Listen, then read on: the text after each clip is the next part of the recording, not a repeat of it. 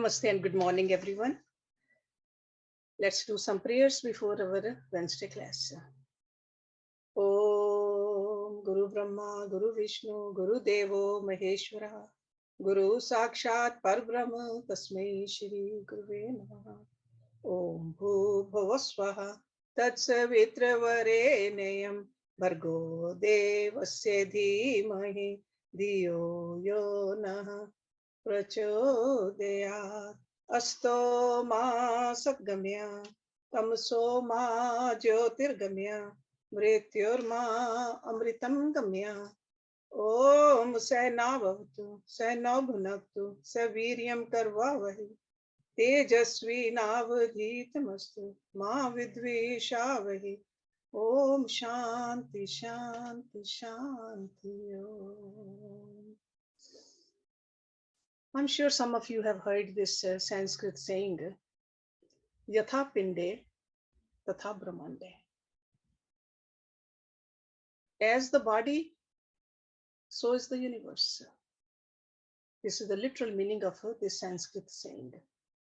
So that means that your body is a miniature universe. In our other studies, Vivek Chudamani, Bhagavad Gita, Bhagavad Puran, we examined the 24 metaphysical and physical categories that unfold to compose creation, both at the microcosmic level. So microcosmic means the individual level, and the macrocosmic, which is a universal level. So everything in this phenomenal universe derives from these categories, the tattvas. Due to their continuous combinations and recombination at various hierarchical levels, the whole universe changes from moment to moment. Nothing is stationary. New things are formed and old things decay and disappear. Babies are born and the elderly die continuously. During the process of creation, the consciousness of the individual Purush or Atma becomes bound at successively grosser levels of Prakriti to become inescapably trapped within the realm of birth and death. In order to free one's self from this multi-layered bondage, this bandhan, it becomes necessary to first understand these categories and then to transcend them through a process. So in other words, we got to know that where we are bound, and then we got to find out how to release ourselves. And that's why this process is a yogic process. Yoga is the practical means to this end. We all know that a human soul, Atma, has a built-in, irresistible longing to rise above this transcendental Prakriti. It's like an entanglement in there, and we want to transcend this from this Prakriti. But we see that the intensity of this urge to free ourselves gets dissipated because there's an excessive identification with the life on the physical plane.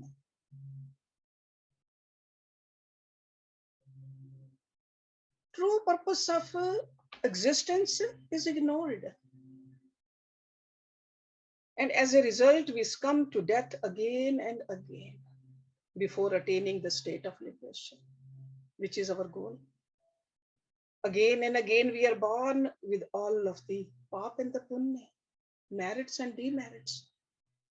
Because we are the one who acquired during the previous births those pap and the punya.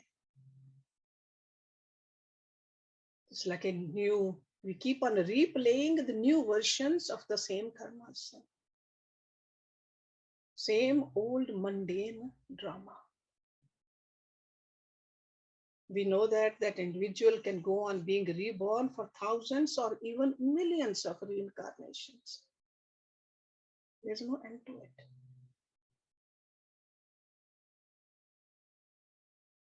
Vedic seers, they believed that liberation can only be attained through knowledge of the self, which is called vidya. And this kind of a knowledge cannot be obtained from external sources. It can be obtained only from within through the process of yoga. Knowledge of the self is already present within us. That's why we don't need it from externally. It's already there. But because of avidya, the ignorance, it is forgotten. Revival of this knowledge of the self is possible through the systematic practice of yoga. When all the categories of Prakriti that bind us, bind the human soul, are known, so that knowledge is needed, and transcended through the various techniques of yoga, the true nature of the self is realized and the liberation from the bondage is attained.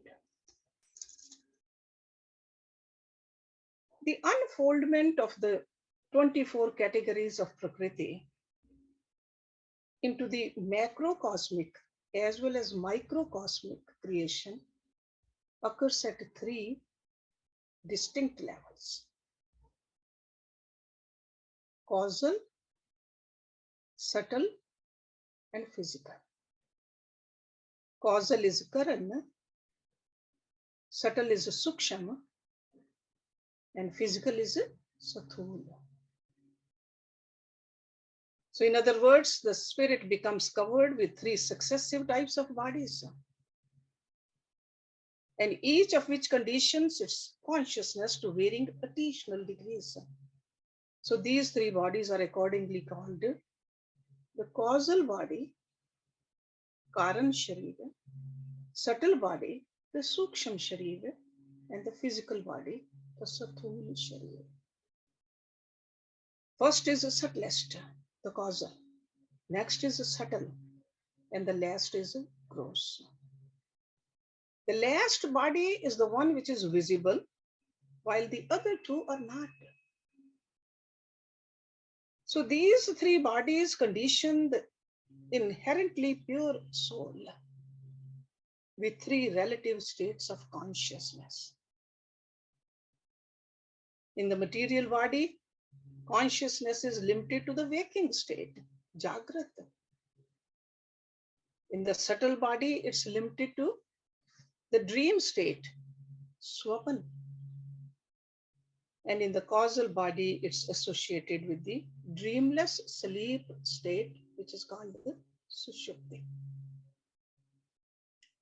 So you're familiar with all this terminology. I'm just putting it together for you to understand, giving you one big picture. So when the soul is embodied in its universal aspect, it is known as a macrocosm, Brahmanda. While its individual aspect, it is called a microcosm Pinde. So that's why I said that saying YATHA PINDE TATHA BRAHMANDE. So from the macrocosmic point of view, soul is regarded as the aggregate or the sum total of creation. The cosmic self, it's called. And from the microcosmic standpoint, it's called the individual self. Classical Indian philosophical thought holds that whatever is found in the human organism, Pind, is also found in the universal organism, Brahmanda. So in other words, this philosophy recognizes the essential sameness of the microcosmic form of a human existence and the macrocosmic form of universal existence. That's what it means, that Sanskrit saying. According to the Vedic view of the microcosm, there are 5 superimposed sheaths, the kosh, enveloping the human soul. And you all have learned that also. The first and the foremost, or you can say the innermost, or the subtlest, is known as the sheath of joy or bliss, Anandamay Kosh. And this is the one which corresponds to the causal body. So you got to learn how to interrelate all this too. And the next 3 layers are the sheath of the intellect, Vigyanmay Kosh, the sheath of the mind, Manomay Kosh, and the sheath of the vital air, Pranamay Kosh. These 3 jointly correspond to the subtle body mentioned above. Okay, so causal body, subtle body. So these 3 are related with the subtle body. And the 5th layer,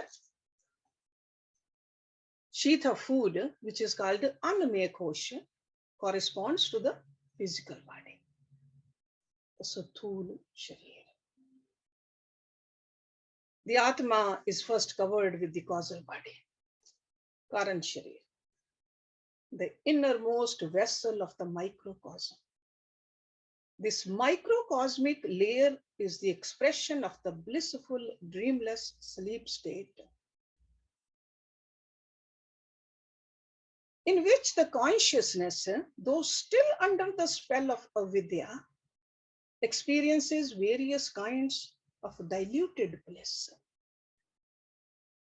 How? Because of the proximity to the absolute bliss of the Atma. It is so close to it, you feel bliss. That's why it's called Anandamay Kosh. So the soul with its causal covering is next enveloped into the second layer called the Suksham Sharir, the subtle body. The 3 sheaths from the subtle body are composed of the following derivatives of Prakriti: intellect, ego, mind,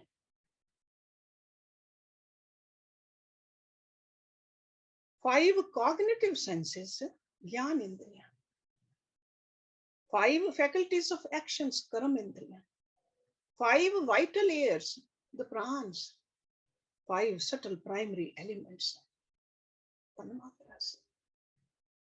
All these categories are subtle in nature, Suksha. The form constitution by them is called the Suksham Sharir, the subtle body. The subtle body is highly luminous and ductile, and it acts with the aid of the pranic life energies, the prans, under the direction of the conscious and subconscious egoistic impulses. It is limited to the dream state of consciousness. When the conditioned awareness of the Jeev is withdrawn from the physical to the subtle body, its consciousness is turned inward, enjoying the exquisite experiences of the astral realm. The subtle body operates through and is sustained by the 5 prans. Of the 3 sheaths corresponding to the subtle body, the sheath of the intellect, the Jnanamay Kosha, acts as a link between the causal and the subtle bodies, while the sheath of the life energy, the Pranamay Kosha, links the subtle and the gross bodies. So the physical, psychological, and psychic planes are closely interrelated. So this knowledge is very important when we do our sadhana. As a bound soul drifts farther and farther away from its original state of oneness with the Brahm through the additional bodies, its consequent sense of a false identification with each of these bodies grows progressively stronger. And finally, what happens? The partially embodied soul becomes encased in the gross body, the Sathul Sharira, which is composed of the 5 gross elements, Mahabhuta. And this body corresponds to the sheath of the food, Annamaya Kosh. The food we ate, this physical body becomes bigger. It is our physical body, made up of blood, flesh, bones, etc. And this is the body which is subject to the limitation of time, space, and gravity. It is visible, tangible, and subject to death and decay. It is through this material body that a soul acts in the waking state and enjoys as well as endures the fruits of past actions.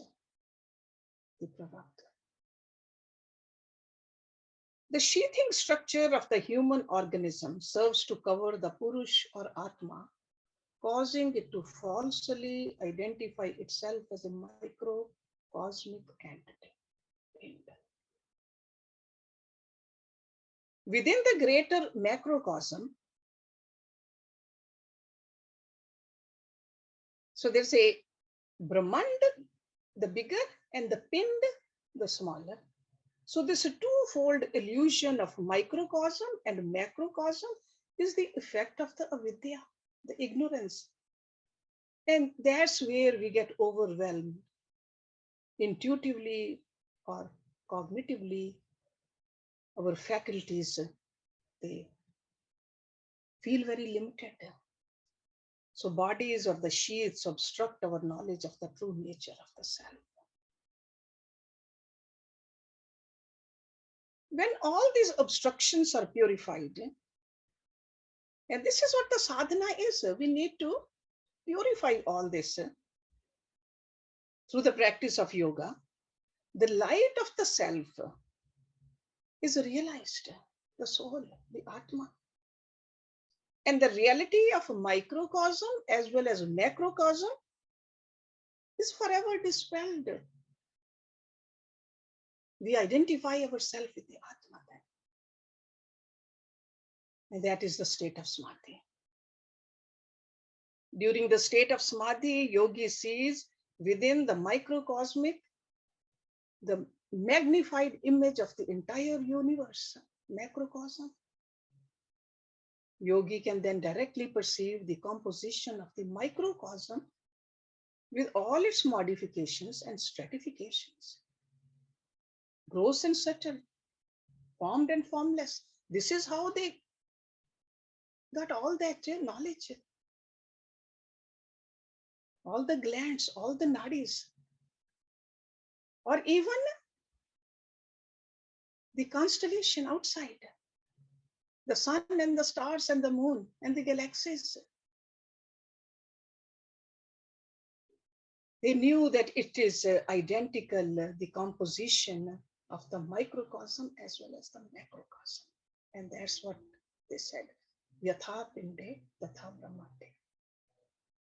Let's look at the states of microcosm. 4 states of being. They are known as Atma, Pragya, Tejas, and Vishwa. Okay, these are the terms taken from the Vedas. The first stage of Atma is the omniscient, eternal, indwelling self, ultimate reality of the microcosm, Atma. Then the second state is that of the Pragya, the knower. possessing undivided consciousness roughly equivalent to that of the dreamless state. And this is corresponding to the causal body, the Karan Sharif, which was mentioned earlier. And the third state is that of the luminous or shining one. Tejas, having its field of operation in the dream state. And that is a Suksham Sharir, the subtle body. That's why the man is called the Devata, Tejas. And the fourth and the final state is that of the fully extroverted consciousness, Vishwa. When we are moving, living in the waking state in the phenomenal world. So this last state corresponds with our Sathul Sharir, the physical body. So this is the knowledge we need to know while we do our sadhana. So the microcosmic or the human experience is broadly divided into three types: the waking state, dream state, and dreamless state. Each of these three states has its own distinctive characteristics. In the waking state, the physical body experiences the external, the phenomenal world through the different sense perceptions. In the dream state,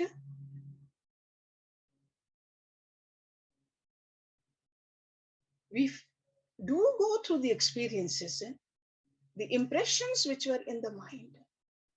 So through the dream, we experience that.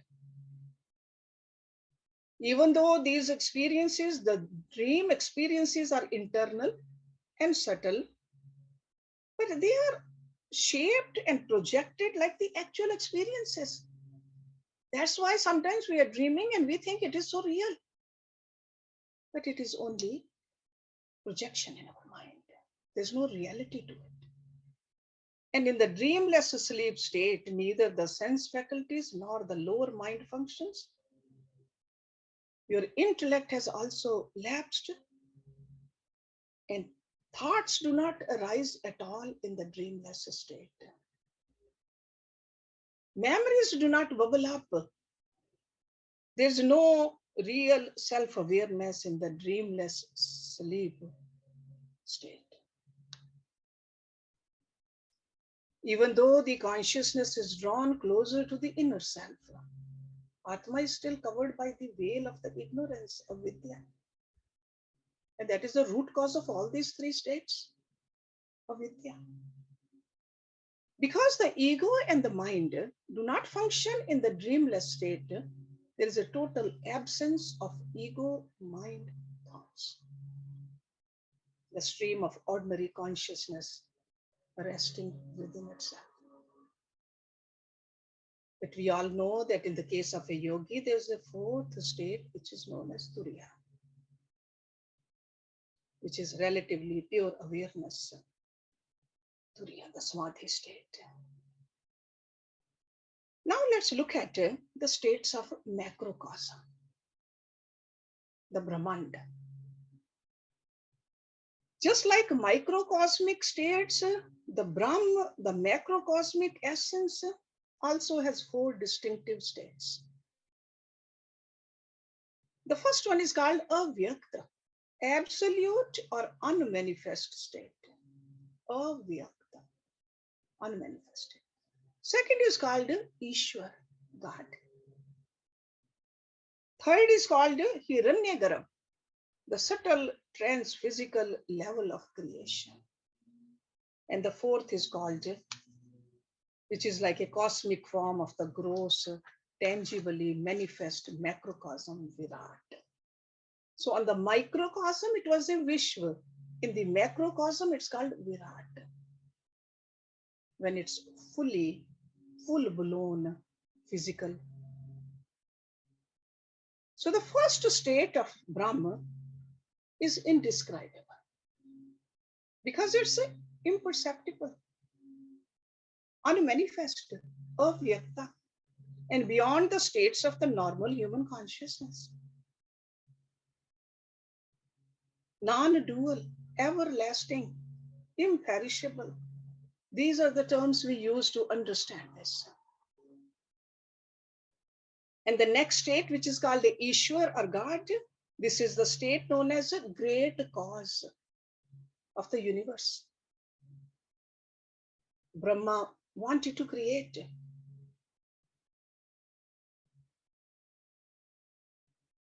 So it is both the beginning as well as the end of all beings, the Alpha and the Omega, as they say. It is the omniscient source as well as the controlling center of phenomenal creation. This is the one, this is the state which is associated with its own Maya. Illusory power from which everything has manifested in the past and manifesting in the present and will manifest in the future. Maya, Prakriti. Prakriti or illusion constitutes the causal form of God. And the third state for macrocosm is the luminous totality of creation. At the subtle transphysical level, which is called Hiranyagarbha. This is also called the thread soul of the universe, Sutra Atma. This is the term from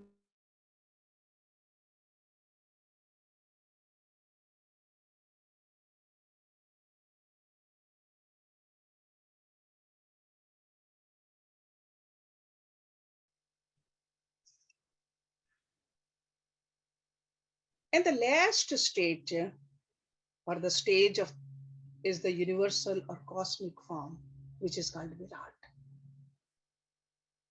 Virat.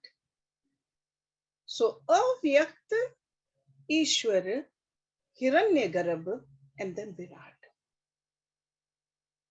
It is the all-pervading universe form encompassing the vast totality of the visible and tangible empirical universe. It is like a fully manifested macrocosm. And this is what our human eyes perceive as the gross universe. All the manifestations of the time and space appear and vanish. But we should know that this macrocosmic form is not the total manifestation of Brahman in its entirety. It is only a portion of it. It arises from the association of only a fragment of the absolute, of Anshmatra, with its illusory power of Maya. When this macrocosmic evolution begins, unmanifest Brahma first manifests as Ishwar, the universal soul of the macrocosm at the causal level. Through the power of illusion, God then serves as the efficient as well as the material cause of the universe. Then Brahma assumes the form of omnipresent, subtle form, Hiranyagarbha, that binds the universe together with its subtle threads. Finally, it emerges as the gross celestial form, Virat, encompassing the entire physical universe. The same way during microcosmic, so this was macrocosmic, the same way the microcosmic development, the individual Atma first manifests as the knower, Pragya, enveloped in a causal body caused by avidya. The knower then assumes the subtle body and manifests as the luminous one, Tejas, that state that assumes the gross human body, which is limited to the waking consciousness, the normal existence, which is called Vishwa. So these stages we should remember. The four states of macrocosmic evolution roughly corresponds with the four states of microcosmic development. All states of microcosm, as well as those of the macrocosm, Even though they appear to be different, but if we just pay little attention to it, they are merely manifold divisions of the ultimate reality known as Brahma. And in order to realize Brahma, because that's our goal, we need to realize Brahma. It becomes necessary to first recognize the sameness of these three lower microcosmic states with their macrocosmic counterparts, and then rise to that Turiya state. How do we do it? A yogi, by contemplating deeply on Om, begins by recognizing the sameness of the physical Vishwa state of the individual microcosmic self with the manifest Virat state of the macrocosm. You remember when we talked about the Om, or in our Upanishads when we talk about Om, when those gurus or those rishis, they explain it to us, this is exactly what they are telling us. That's why we chant Om. That's why we remember Om. The yogi then proceeds to identify the subtle dream state, Tejas, with the universal etheric state, Hiranyagarbha, the state of the lower pragya of God, Ishvara. This is how we utilize Om. A yogi realizes through inner experience that the three microcosmic states of consciousness are identical with their three corresponding universal states of consciousness. My Guruji, this deep philosophy, he wrote in a very simple language, in poetry. In his words, he said, Sathul Suksham Nikashin ho. Yahi योग की रीत गुरु योगी जन को मिले होए तभी प्रतीत. That means a yogi guru teaches us how to dissolve the gross into the subtle. Because we are totally engrossed into the gross. We got to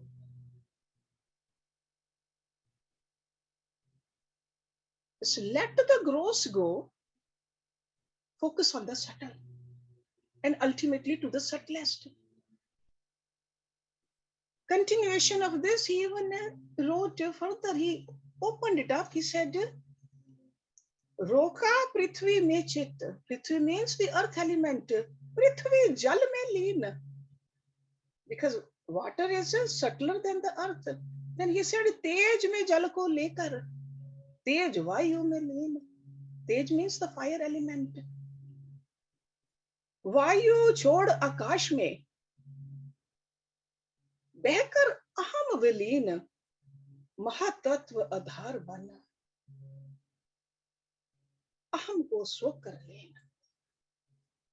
So it's like keep on absorbing the gross into the subtle. And this is what we do when we do meditation too.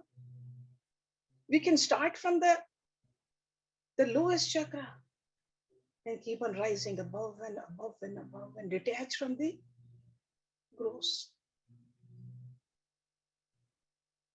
So this is the technique. In the Vedas, it's explained. And this simple Hindi language, my own Guruji has explained. But ultimately, practice we must do. Having established the identity between the microcosm or the macrocosmic state, because this is what is Mahatatva Adharvan Aham ko swakar leen. A yogi then proceeds to reduce the remaining three states into one. So they are resolved successively in the order of gross, subtle, and causal state. And finally, to realize the ultimate state of pure consciousness, even the causal state has to be resolved back into Atma, which is identical with the Brahman.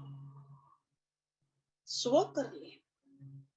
That is how a yogi unifies his or her microcosmic personality with the macrocosmic universe. And then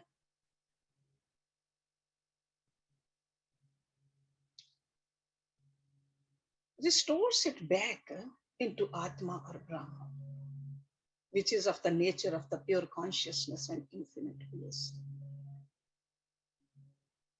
Then there's nothing else to achieve. Because the yogi perceives nothing but Brahma. Nothing but Brahma. Everywhere. Like I gave you the analogy one day. 3 people standing at the shore of the ocean. One person said, oh, there's an ocean and there are waves.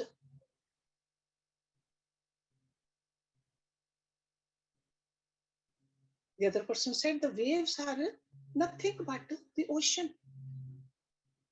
The third one said, what wave, what ocean? It's only water. That's what yogi sees. Yogi perceives nothing but Brahm everywhere. For yogi in this state, the phenomenal world is unreal. Only Brahm is real. Yogi is then one who is liberated while still living. And that's what's called Jivan Mukta. Even though such a yogi may be involved in worldly activities, but yogi remains ever above them. Because yogi has learned how to swim in this water, not get drowned into it. It's not yogis just retired into the caves. No. These yogis, if they need to work, do something, they do it, but staying detached. So in this talk today, I just want you to understand, not to get confused, but understand whatever you are learning, the ultimate purpose is continuously doing your sadhana. This knowledge should help us to intensify our sadhana, not just get confused. Because all of this we have learned before. But in this half an hour, 45 minutes, I try to put it all together. The 5 koshas also, the 3 states of consciousness also, and the 4th also, and all the tattva also. And we see all that outside also, we see it inside also. So whether they are in a bigger magnitude or a micro magnitude, it's the same thing. Do not get confused. Just move towards it, the higher and higher and higher. And that can happen. Sure, this knowledge will help us, but knowledge alone can become a burden. Knowledge coupled with the sadhana, that's where the real power is. So sadhana, spend some time every single day meditating. Every single day. Make it more important than anything else in life. Then you will see the progress. Okay, let's end it over here with the Shanti part. Om Purnamada Purnamidam Purnat Purnamudachyate Purnasya Purnamadaya Purnameva Visheshyate. Om Shanti Shanti Shanti Om. Thank you very much.